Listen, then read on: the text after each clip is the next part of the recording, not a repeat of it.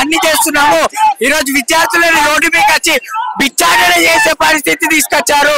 ఈ ప్రభుత్వం ఇక్కడైనా విద్యార్థుల పట్ల మొండి వైఖరి తీసుకొని తీసేసి మన విద్యార్థులకు వెంటనే స్కాలర్షిప్లు ఫీజు రింబర్స్ వెంటనే విడుదల చేయాలని ఈ రాష్ట్ర ప్రభుత్వాన్ని కోరుతున్నాం. లేని పక్షాన పెద్ద ఎత్తున ఆందోళనలకు నిర్వహిస్తామని రాష్ట్ర ప్రభుత్వాన్ని కోరుకుంటున్నాం. గత 8 సంవత్సరాలుగా రాష్ట్రంలో 8,300 కోట్ల పైచలకు పెండింగ్ ఫీజు రింబర్స్మెంట్ స్కాలర్షిప్స్ ఉన్నాయి.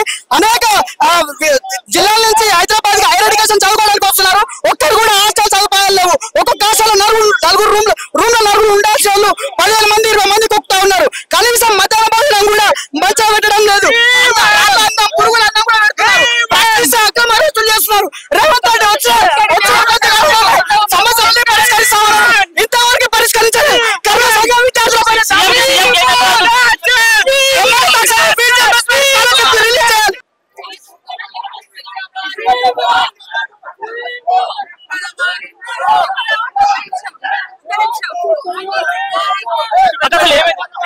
ఈ రోజు ఎస్ఎఫ్ఐ తెలంగాణ రాష్ట్ర వ్యాప్తంగా పెండింగ్ ఉన్న స్కాలర్షిప్ రిలీజ్ చేయాలని మహాగణ పిలిస్తే అక్రమంగా అనవసరంగా అరెస్ట్ చేసి అమ్మాయిలను చూడకుండా విపరీతంగా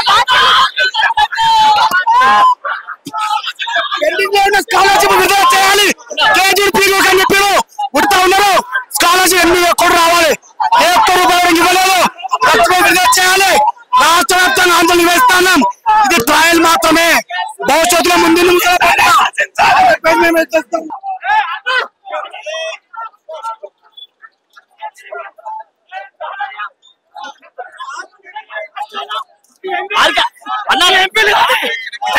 రాజ్యంలో ఈ దాన్ని తెలంగాణ రాష్ట్రంలో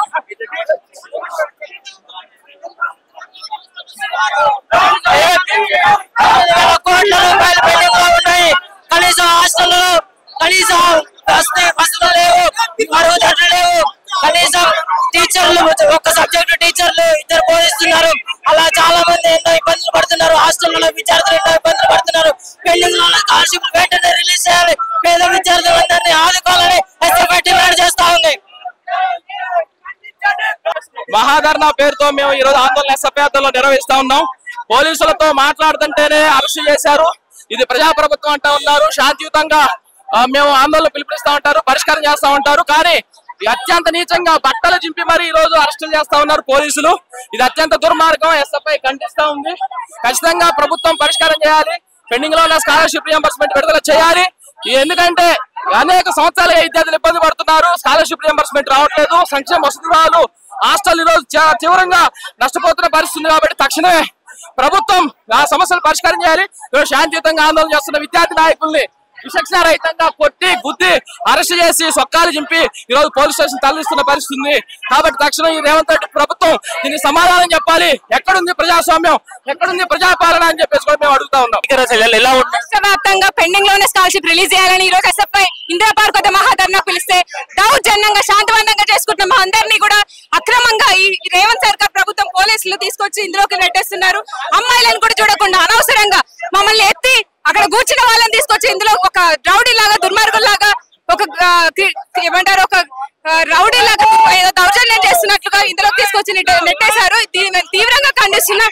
ఇంత సోయి ఇంత శ్రద్ధ ఇక్కడ కాదు మీరు చూపించాల్సింది, అరెస్ట్ విషయంలో కాదు చూపించాల్సింది. ప్రభుత్వంలో పెండింగ్ లో ఉన్న 6 సంవత్సరాల నుంచి పెండింగ్ లో ఉన్న 8,000 కోట్ల పెండింగ్ లో ఉన్న స్కాలర్షిప్ రిలీజ్ చేయడంలో మీ శ్రద్ధ చూపించండి.